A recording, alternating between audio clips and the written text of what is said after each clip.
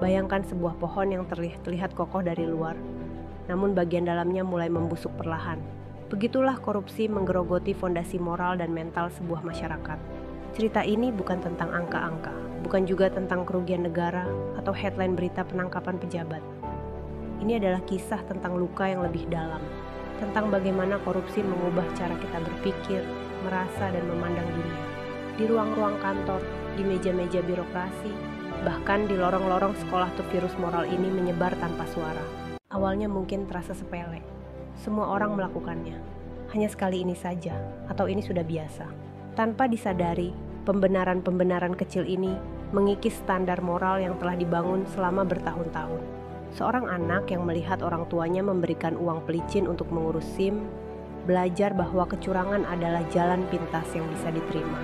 Seorang pegawai yang menyaksikan atasannya menggelembungkan anggaran, mulai mempertanyakan nilai-nilai kejujuran yang selama ini dipegangnya. Dampak mentalnya bahkan lebih merusak.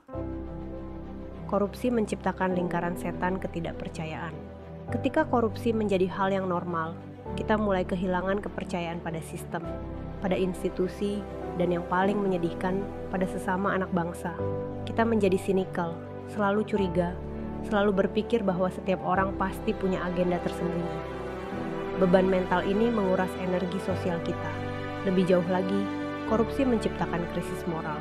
Seorang dokter yang terpaksa markup harga obat untuk memenuhi permintaan setoran, mulai mempertanyakan sumpah profesinya. Seorang guru yang dipaksa meluluskan siswa tertentu, karena pesanan dari atas kehilangan esensi dari panggilan mulianya.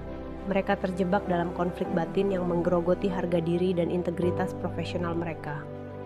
Yang paling memprihatinkan, korupsi menciptakan generasi yang tumbuh dengan persepsi yang terdistorsi tentang keberhasilan. Ketika anak-anak muda melihat bahwa jalan pintas dan orang dalam lebih penting daripada kerja keras dan kompetensi, mereka kehilangan kompas moral yang seharusnya mengarahkan mereka dalam mengejar cita-cita. Prestasi tidak lagi diukur dari kompetensi dan kontribusi pada orang banyak, tetapi dari seberapa kuat koneksi dan seberapa pintar seseorang mengakali sistem. Recovery kerusakan moral dan mental akibat korupsi tidak bisa dilakukan semudah mengganti pejabat atau membuat regulasi baru. Ini adalah proses panjang yang membutuhkan transformasi cara pandang kolektif. Kita perlu kembali pada nilai-nilai dasar yang membentuk peradaban, kejujuran, integritas, dan empati. Kita perlu menciptakan lingkungan di mana berbuat benar bukan hanya pilihan ideal, tapi juga pilihan yang masuk akal. Pada akhirnya memberantas korupsi, bukan hanya tentang uang atau kekuasaan. Ini adalah pertarungan untuk menyelamatkan integritas bangsa.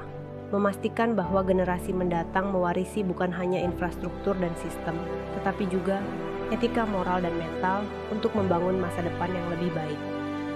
Say no for corruption.